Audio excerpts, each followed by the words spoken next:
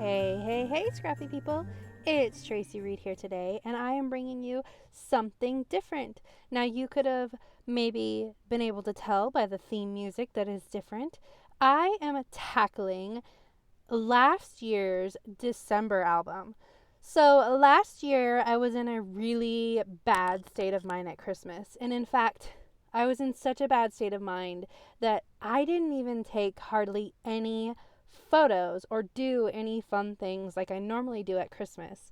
And I didn't bother with a December daily album because of that. And now, looking back, I think that those stories and the story of the no good, very bad Christmas deserves to be told. So when I got my Cocoa Daisy November collection in the mail that is so beautiful and so Christmassy, I thought to myself, hello, use this and create a December daily album. Now, of course, it's not going to be a December daily album.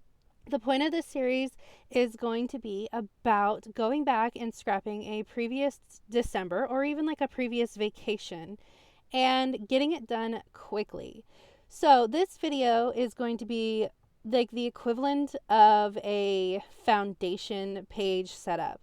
So, what I'm doing is I've already grouped and printed all of my photos and put them into the pockets according to story, what stories I did have. And now I'm going through and I'm adding cards from the Cocoa Daisy collection into throughout like all of the pages of this album. So I'm going to do this in a few steps, and this video is going to be all about setting up your album for success. Because we all know that going through and doing an entire album in one sitting is rough. But I'm not going to do that. What I'm doing is I am staging my album so that I can go through spread by spread as I'm ready and tell the stories and embellish. So the first thing, of course, that I'm doing that I'm showing you here is I'm adding in all of the cards. And I use almost every single Cocoa Daisy card that came in the collection. I use the really cute designer ones that have, phrases and icons on them for the solo pockets that don't have anything. And then I use the ones that maybe I don't think are my style as much, or the ones that don't really have icons that pertain to what I'm trying to scrapbook. Like we don't get snow, or at least we didn't that year. Because we lived in California, so there were some snow related ones that didn't make a lot of sense for my album.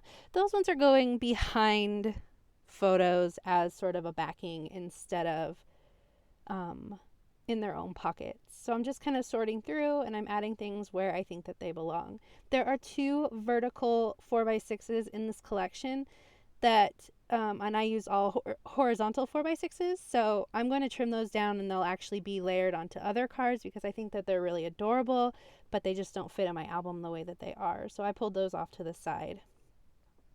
So once I have all of the cards situated, I'm going to be tackling the 6x6 papers that come with the collection as well. And I'm going to be using those as backing for some of my other cards. You can see me just kind of contemplating what I'm going to do with this really cool card. I think I'm going to use it when I scrapbook this full 6x8. So I'm just going to shove those in there until I decide what I'm going to do with them. So now I have the 6x6 pad, and I'm going to trim all these down to 4x6s. And if I need them to be 3x4s, I can always trim them again. But I want to go with the largest size that I'll need just in case I need them as a 4x6. So Cocoa Daisy kits only come with 4x6s, but they come with all of these really cool 6x6 papers. And so they're perfect for cutting down into more 4x6s if you need them. And if you've ever watched my videos, you know that I mat almost every single photo. I never print out full 3x4s or 4x6s, so I need a lot of papers. So I will actually be pulling from the main scrapbooking kit as well, the 12x12 papers from there, to get some more papers into this album. In fact, I'm going to scrapbook one full 12x12 layout with this collection, and then everything else is going into this album. So now I'm going through with these 4x6 cards that I've trimmed down, and I am deciding where I want them to go. Just shoving them into pockets that make sense color-wise. Spreading them out so that I can actually see them. And then going through and seeing which cards still need backing, which photos still need backing here.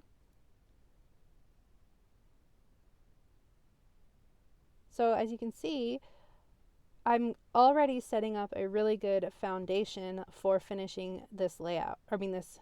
Not layout, this entire album.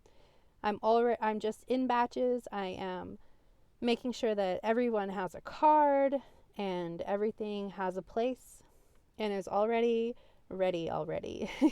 So that when I go through and go spread by spread, I've already got everything sort of set up and ready to go so that I can just adhere photos to backgrounds and I can embellish to my heart's content, and I don't really have to think about the setup of the album at all.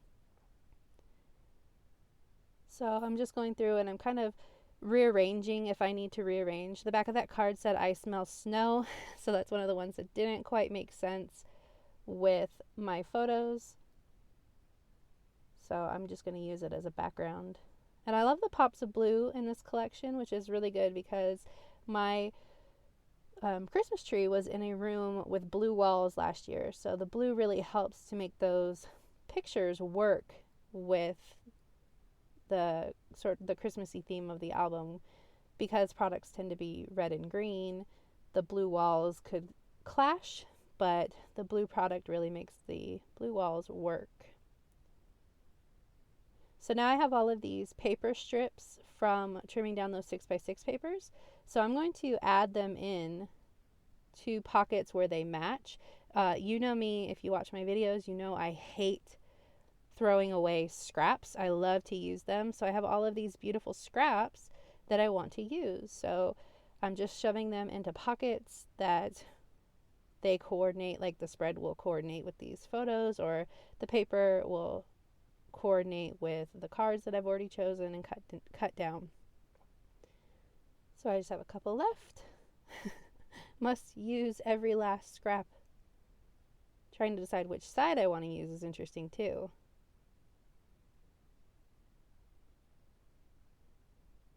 Find a home. One more. You've got this. Maybe not the branches, maybe the green.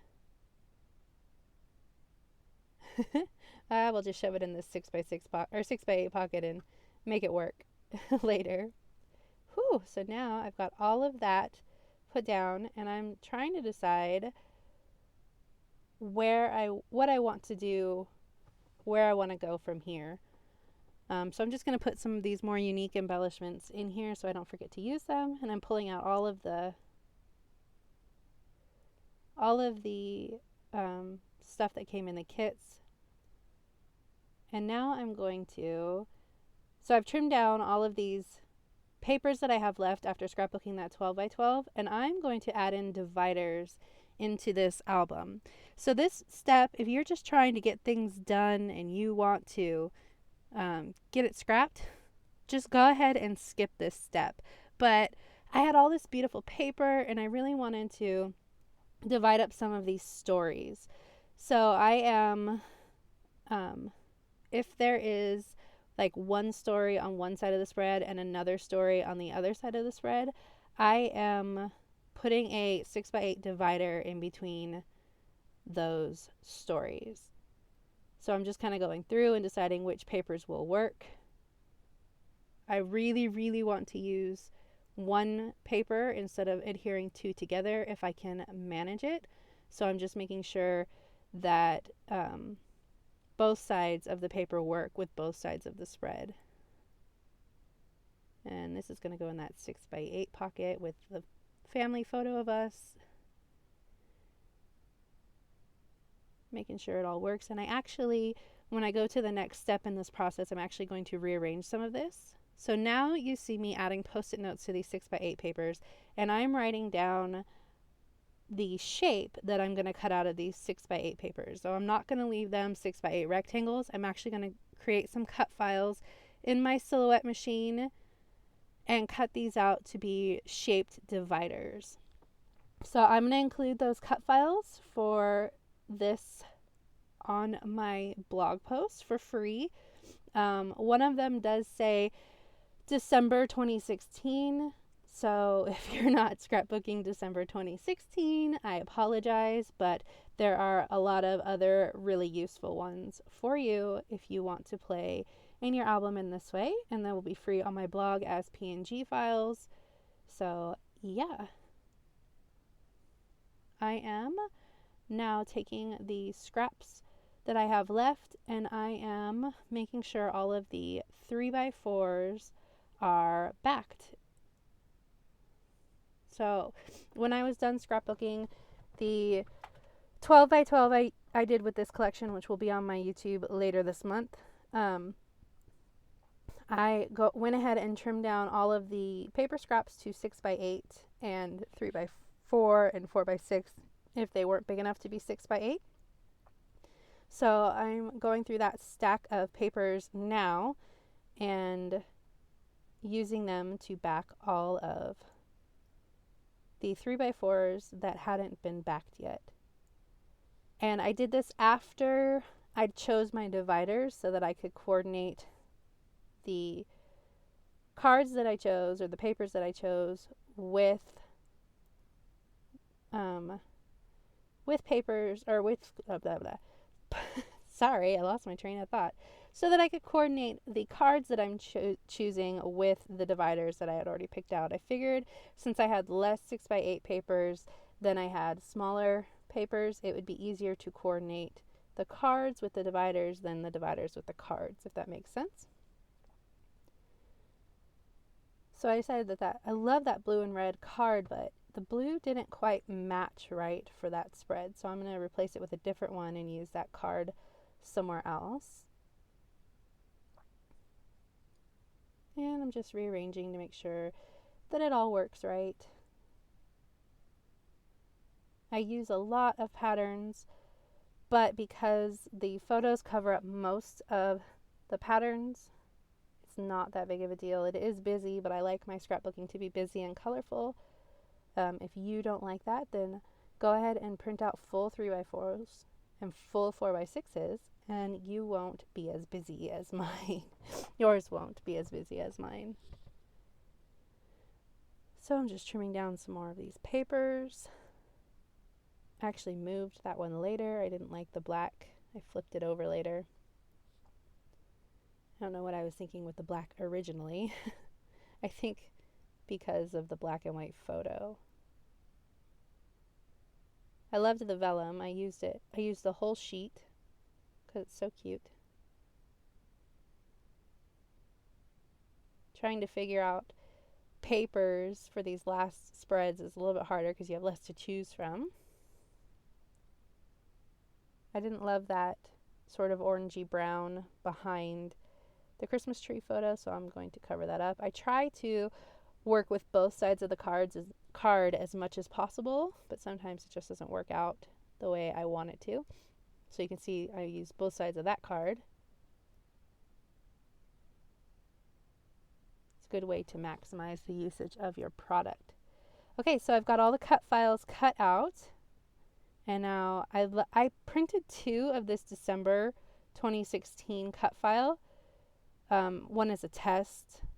I actually printed quite a few, cut quite a few just to test and make sure that they all fit, because that was the hardest one to make fit.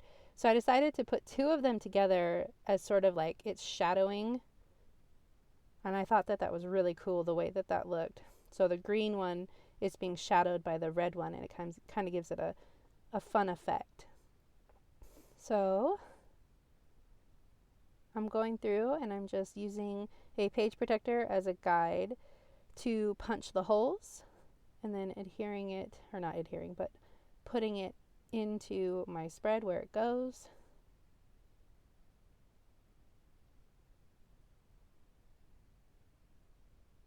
And I keep saying printed, but I cut 2 of these same cut files. And I'm going to actually sandwich stuff in between the two papers. Some of them will be backed with white cardstock and have like a little flare on them or something like that. The other ones I'll make shaker pockets so that it'll be see-through. Super fun and excited for that idea. And I am just about done. So I hope this helped inspire you for going back and scrapbooking older albums. And I'm going to have a video every few days in this album throughout the month of November so that you can see the progress. If you enjoyed this video, please give it a thumbs up. And if you're new here, please go ahead and subscribe. And if you have any questions, leave them in the comments. Thank you.